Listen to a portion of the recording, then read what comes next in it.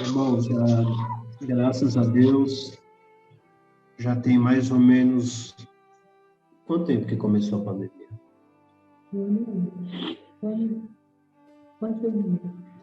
Tem 1 ano e meio já que a gente se reúne no Zoom para ofertar louvores a Deus. Nesses 1 ano e meio, houve por 2 vezes 2 situações do qual paramos, mas aí o Senhor apertou o coração para voltar de novo. Então, ninguém que está aqui, tenho certeza, está com vaidade, querendo disputar dom ou mostrar dom. Isso, graças a Deus, Deus tem nos guardado, cada um de nós aqui. E o Senhor, Ele muito nos ajuda, muito nos visita.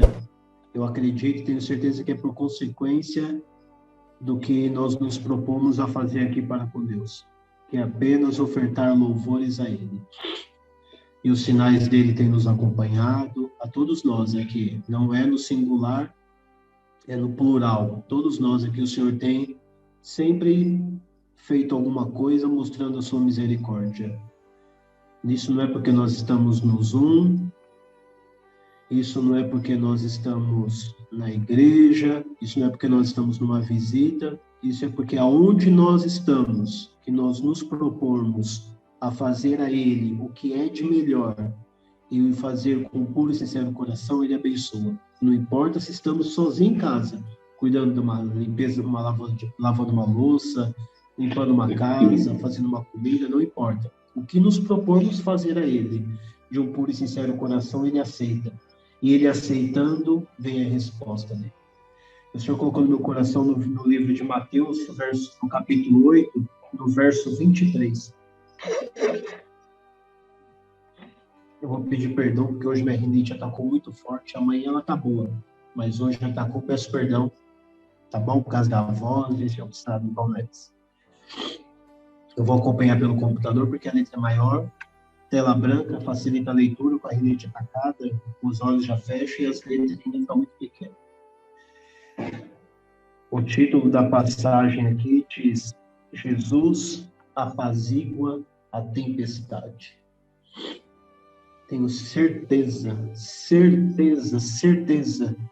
que foi o Senhor que colocou essa palavra no meu coração. Talvez não seja para ninguém aqui dentro. Talvez seja para mim que eu vá pregar isso.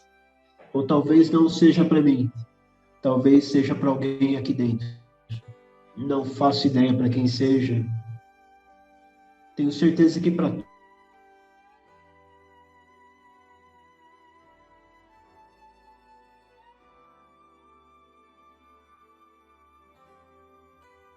pessoa que está me visitando agora.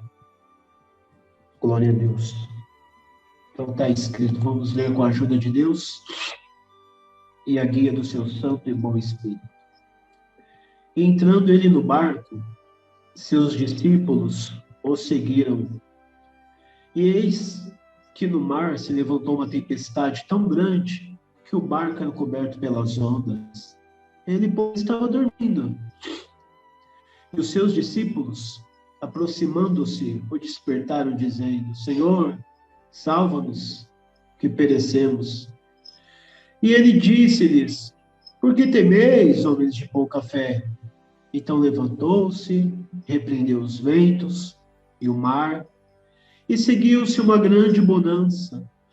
E aqueles homens se maravilhavam, dizendo: Que homem é este, que até os ventos e o mar lhe obedecem? Até aqui, Deus seja louvado. Amém. Glória a Deus. Amém. Glória a Deus. É uma passagem da Bíblia muito conhecida, muito. Tem até desenhos que passam nos filminhos infantis que narram essa história. Ou seja, até criança conhece. É uma palavra, uma passagem, 1, 2, 3, 4, 6 versos. 6 versos. Outro dia eu li no livro de Reis aqui, mais ou menos 14, 15 capítulos, onde Eliseu ressuscitou um menino. muitos capítulos para narrar a história de um homem que ressuscitou um menino. Aqui em poucos versos, o Senhor mostrou que para ele fazer uma obra não precisa falar muito, não. Não precisa ficar com grandes pregações para mostrar que ele é profeta. Não precisa de muito alvoroço para mostrar que ele era o Filho de Deus. Não precisava de muita coisa. Pelo contrário, né? Ele entrou no barco.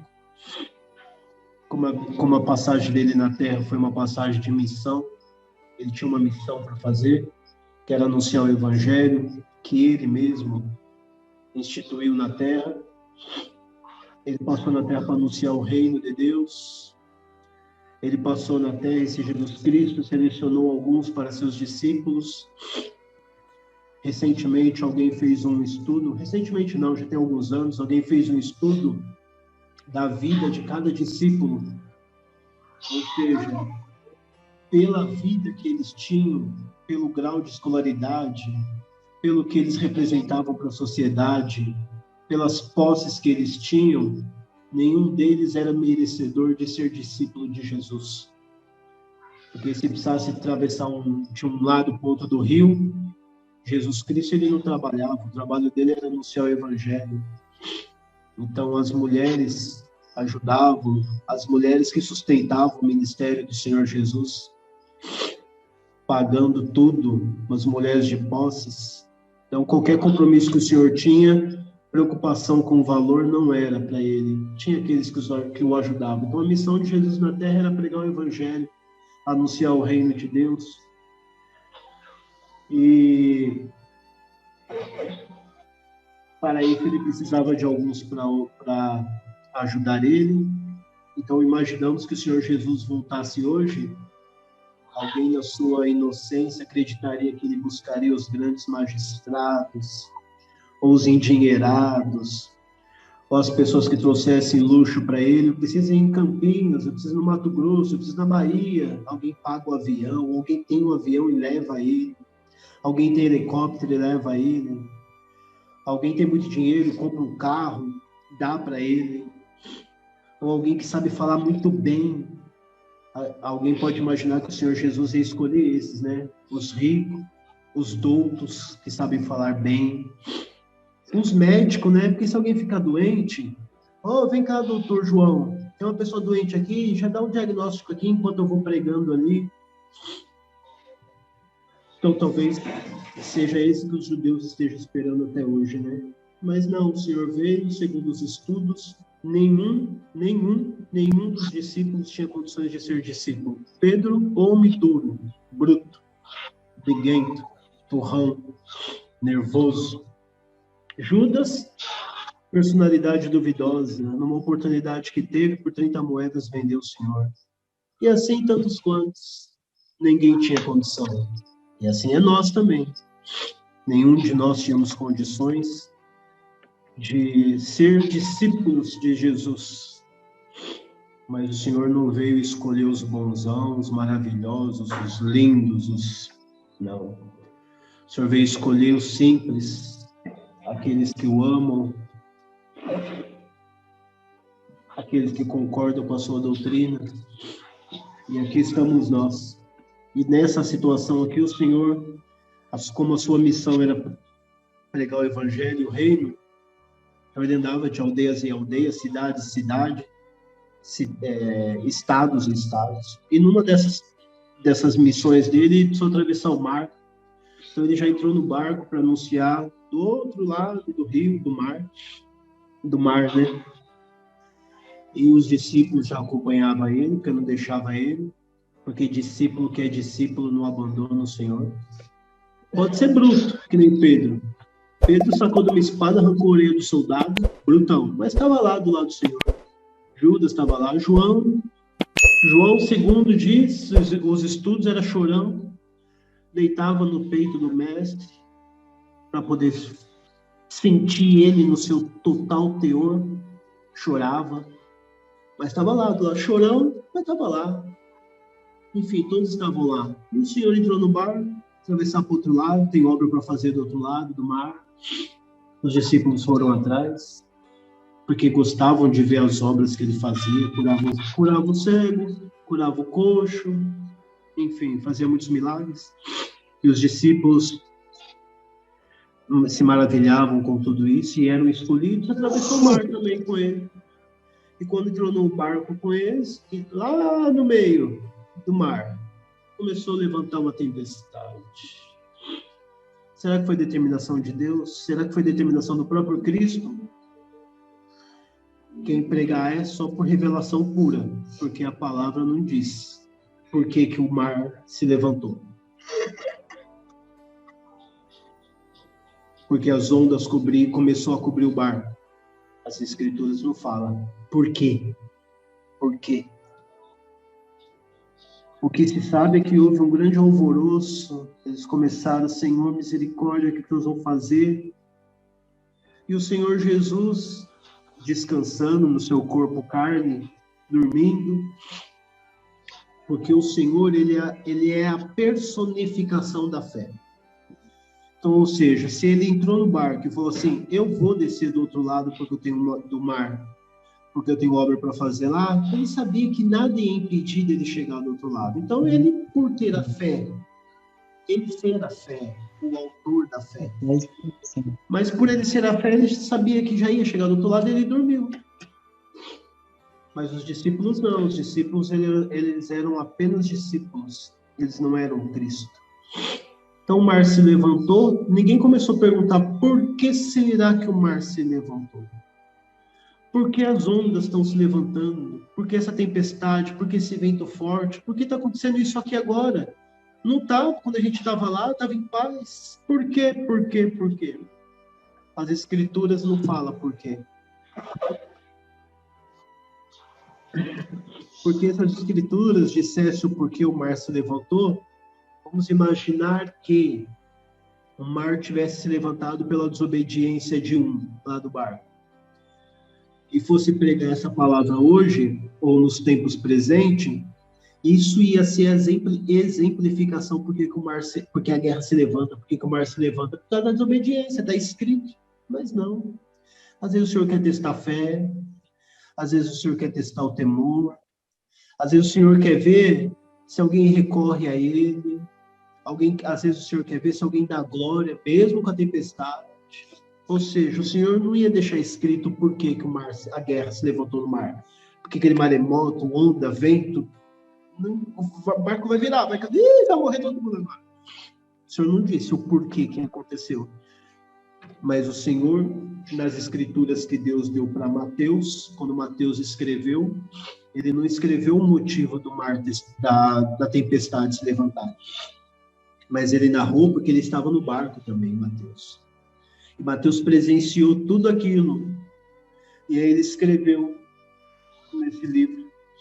Ele falou, nós estávamos no barco, de repente começou a vir uma tempestade, e nós começamos a segurar para ninguém cair.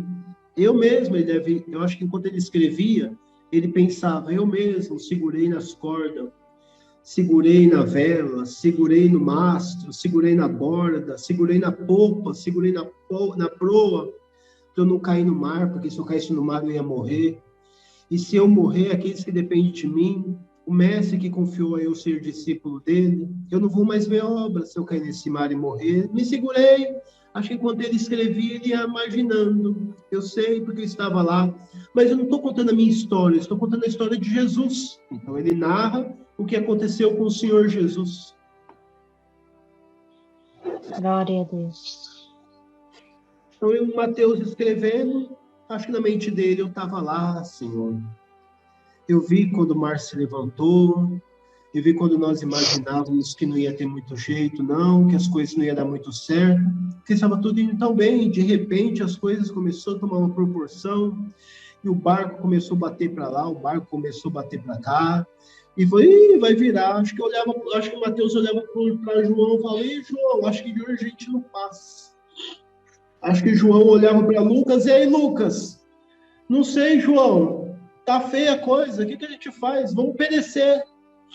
Enquanto um discutia com o outro, conversava com o outro, as possibilidades do que fazer para resolver aquela situação, Mas tem situação que está na nossa mão, tem situação que estava nas mãos dos discípulos. Se fosse o problema deles remar, eles remariam. Se o problema fosse segurar, eles segurariam. Se o problema deles fosse um furo no barco, eles tapariam. Se o problema fosse alguma coisa humanamente resolvível, eles resolveriam sem incomodar o mestre.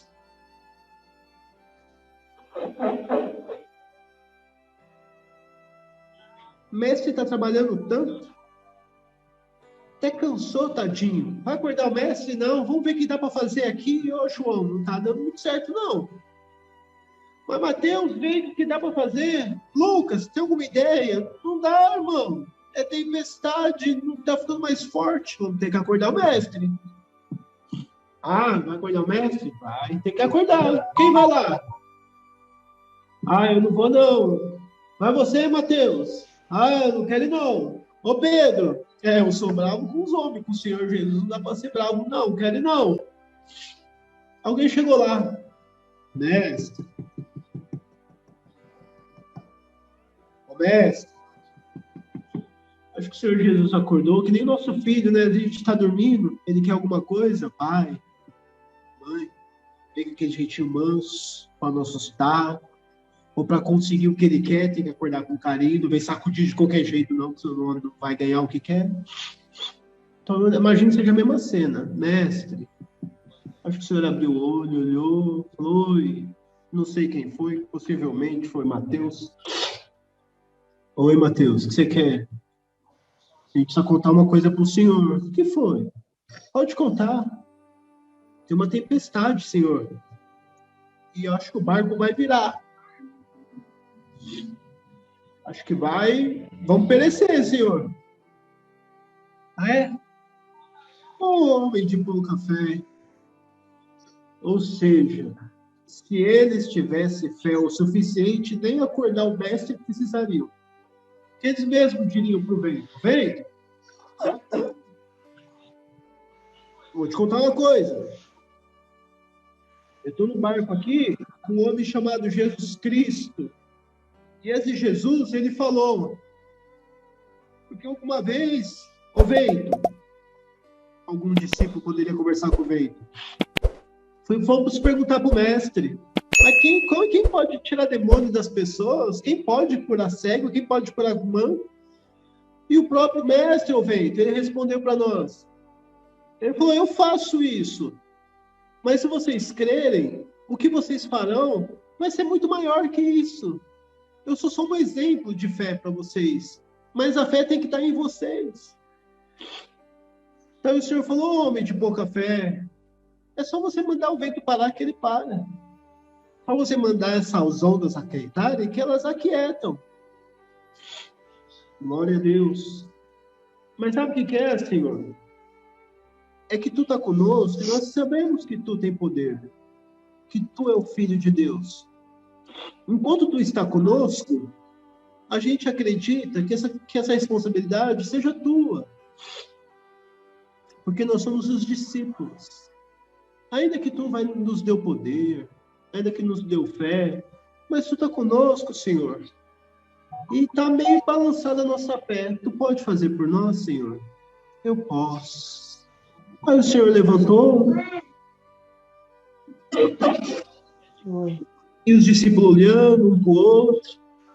E o Senhor falou, vento, quieta. Ô tempestade, quieta. Ô mar revoltadinho, quieta. Glória a Jesus. Glória a Jesus. Em fração de segundos, o vento foi embora. Olha a cachoeira. O mar aquietou. Aquelas ondas que estavam quase virando o barco sumiu. Veio uma bonança. O Senhor Jesus deve ter dado uma olhadinha para eles, viu? Só ter fé. Posso voltar a descansar? Vou lá voltar a descansar, tá bom, Mateus? Beleza? Pedro, posso descansar?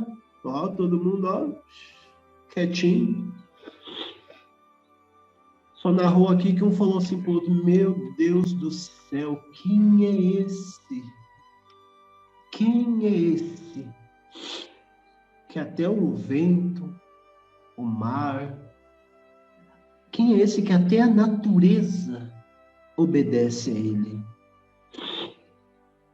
Irmãos, a gente comete um erro sem saber que estamos cometendo um erro na simplicidade. E Deus, ele não imputa porque ele entende que nós não entendemos e não sabemos. Mas quando a tempestade levantar, não adianta ficar, oh Deus, oh Deus. A onda se levantou, não adianta ficar, oh Deus, oh Deus. Porque o Senhor Jesus, ele disse assim: ninguém vem ao Pai, senão por mim. Não dá para falar com Deus sem antes passar pela porta chamada Jesus Cristo. E esse nome está sumindo das igrejas, esse nome está sumindo, as pessoas estão conseguindo nos manipular a tal ponto que até o nome de Jesus Cristo a gente não consegue falar mais, pela falta de possibilidade. Agradeço a Deus porque o Senhor fez isso na minha vida. Deus, eu preciso que tu faça isso. Senhor, eu estou precisando dessa necessidade. E muito pouco estamos indo a Deus por Jesus Cristo. Mas o Senhor sabe que quando eu me ajoelho, eu estou em nome de Jesus. Sua boca precisa confessar. A minha boca precisa confessar que quando nós pedimos, oramos, ajoelhamos, pregamos, testemunhamos, em nome de Jesus. Abrimos uma reunião em nome de Jesus. Abrimos um culto em nome de Jesus. Vou pagar um voto que Deus fez na minha vida em nome de Jesus. Não vamos deixar esse nome tão poderoso sair da nossa boca. Porque os discípulos não olharam para o céu e falaram assim: Deus, estamos perecendo, Deus, vamos morrer, Deus. Não. Eles foram lá em Jesus. Eles não foram a Deus. Eles foram lá em Jesus. Que eles entenderam que Jesus é o caminho, Jesus é a verdade, Jesus é a vida. Eles entenderam que Deus mandou Jesus para que em Jesus alcancemos aquilo que precisarmos alcançar materialmente. E em Jesus conseguimos nos limpar dos nossos pecados, dos nossos erros. Até quando somos batizados em nome de Jesus. E hoje o Senhor me visitou o meu coração. Na hora que eu estava cantando, eu falei: irmã, posso te ajudar então? Eu canto o segundo verso. Eu cantando o segundo verso, o Senhor visitou meu coração. Como quem diz, não que ele disse, porque só o sentimento no coração ou a revelação já é autossuficiente de ser o anúncio do que o Senhor quer falar para nós. Mas quando o Senhor colocou o sentimento no meu coração, quando diz que Jesus apazigua a tempestade, é como o Senhor estivesse falando comigo: hoje é dia de eu apaziguar as tempestades.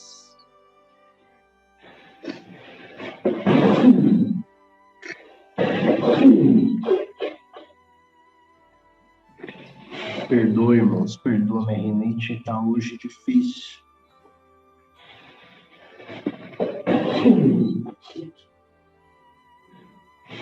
Mas quando o Senhor colocou esse sentimento dessa palavra no meu coração, é como se o Senhor estivesse falando assim comigo: hoje eu vou apaziguar as tempestades.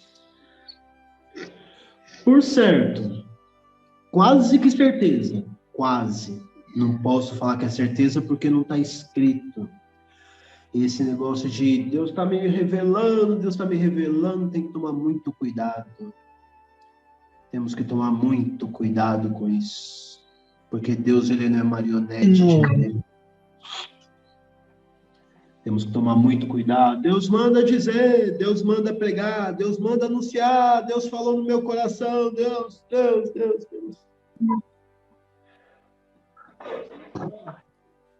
Tem gente que tem tanta intimidade com Deus que chega até a assustar. Isso não é desmerecendo ninguém e nem enaltecendo ninguém. É para que nós vigiemos.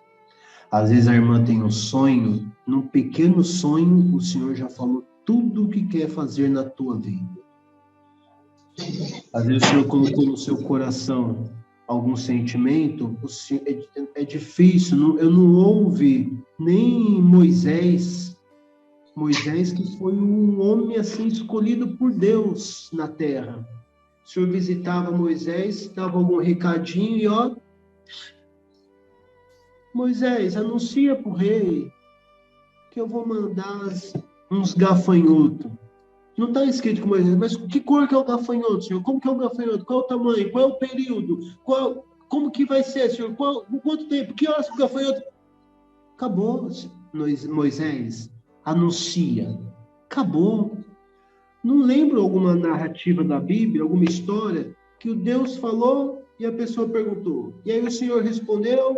E a pessoa... Tem gente que tem tanta intimidade com Deus que eu acho até a ser assustador. Porque nem os antigos... Porque hoje nós estamos na graça de Jesus Cristo. Hoje a doutrina de Jesus Cristo já é autossuficiente. Mas antigamente Deus falava por intermédio dos profetas.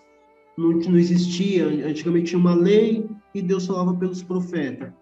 E Deus dava um recado, e aquele recado o profeta já tinha que saber trabalhar com aquele recado e passar. Não está escrito nem que Elias, fala isso que ele vai te falar aquilo. Aí você vai falar isso e ele vai falar aquilo outro. Aí você vai falar... misericórdia. Enfim. Mas uma coisa é quase que certeza. Quando a tempestade estava lá, açoitando o barco para a direita, açoitando o barco pela esquerda. E vou te virar, e vou te tombar, você vai perecer. Quase que certeza. Alguém arranhou o braço, alguém perdeu alguma bagagem no mar, porque a bagunça foi grande, o maremoto foi grande. Alguém perdeu blues, alguém perdeu bolsa, alguém se machucou, alguém tomou uma pancada no joelho e ficou mancando 3, 4 dias. Que é um maremoto, o barco vai virar, vento batendo forte, algum estrago trouxe. Psicologicamente, algum estrago trouxe.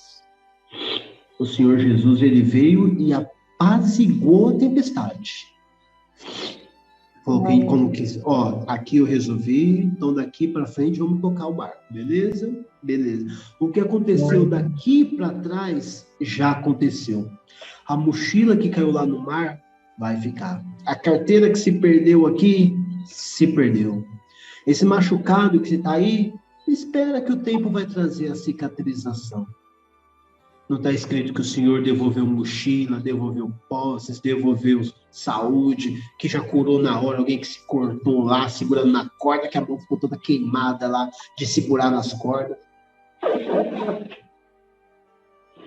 Ou seja, o sentimento que o Senhor coloca no coração é: o que passou, passou.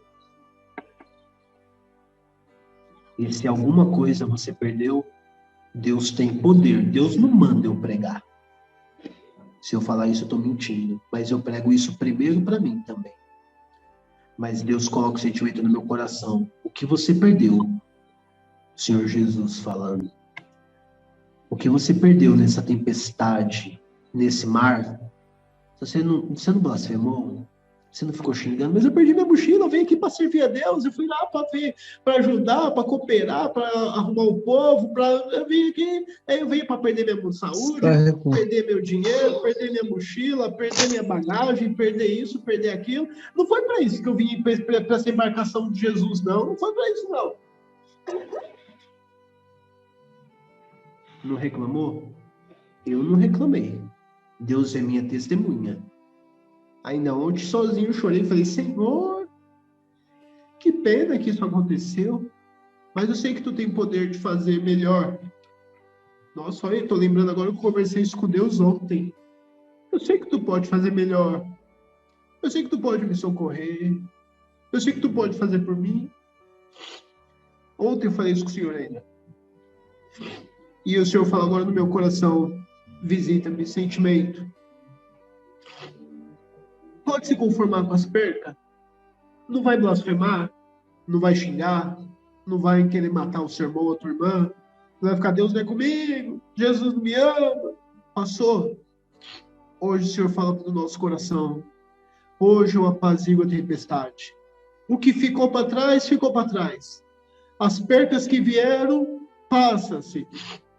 E o Senhor visita muito meu coração, o sentimento, não sei se é revelação, não sei se é profecia, não sei o que é. Não sei o que é. Mas um sentimento muito forte me toma. Como quem diz, o que você perdeu não foi motivo de você praguejar. Pelo contrário, continuou no barquinho, não se jogou, não se lançou fora. O próprio Cristo que assistiu, ainda que nós não acreditemos, ainda que os discípulos não imaginavam, mas o Senhor sabia que eles estavam perecendo. O Senhor sabia que eles estavam se machucando. O Senhor sabia que eles estavam perdendo suas posses. O Senhor sabia que tinha pouca fé no coração deles. O Senhor sabia de tudo. Mas ele esperou. Vamos ver se alguém vai recorrer a mim. E aí, no acordo, recorrer. Mestre, tu pode nos socorrer? Posso. Glória a Jesus. Socorreu eles. Aleluia.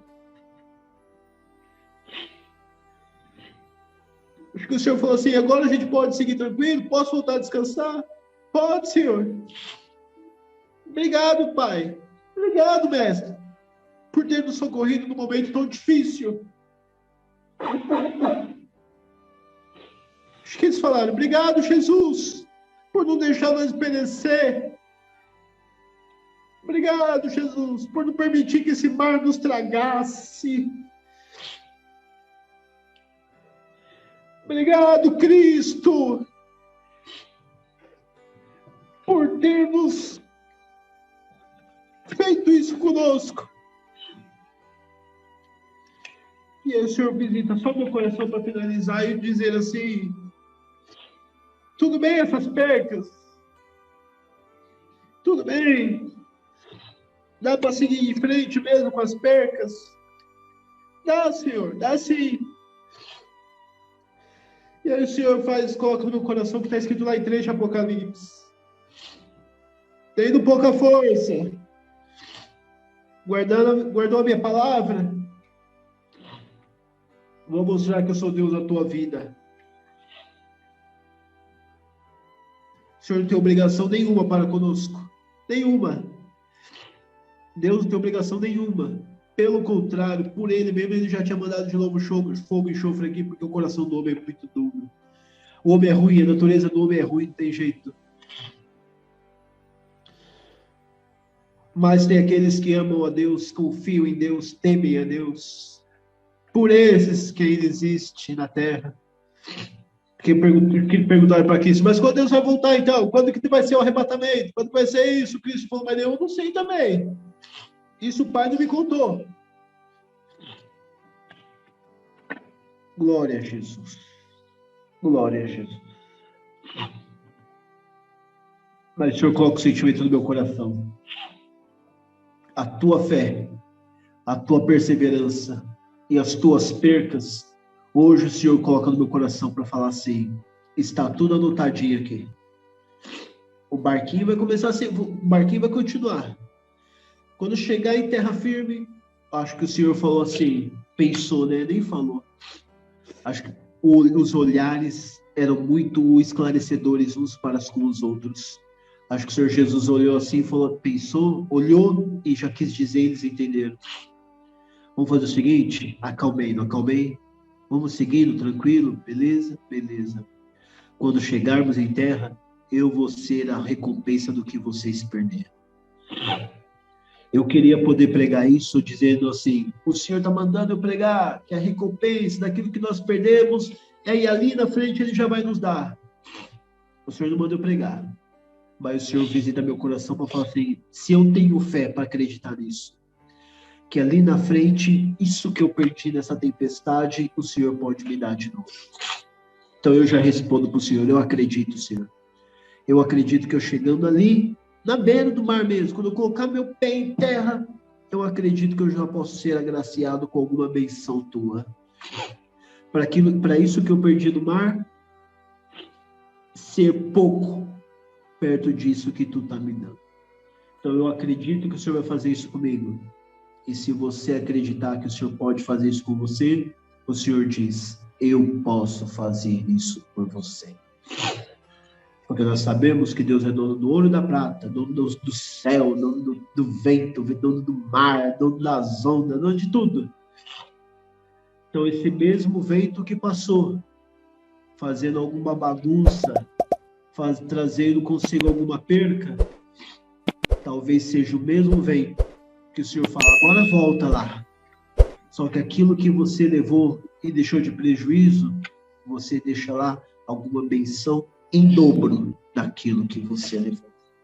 Eu acredito que Deus possa fazer isso. E se nós acreditarmos, é como se Deus estivesse dizendo, se tu creres, verás a glória de Deus. Eu posso e farei na tua vida. Essa é a palavra que Deus colocou no meu coração. Deus seja louvado.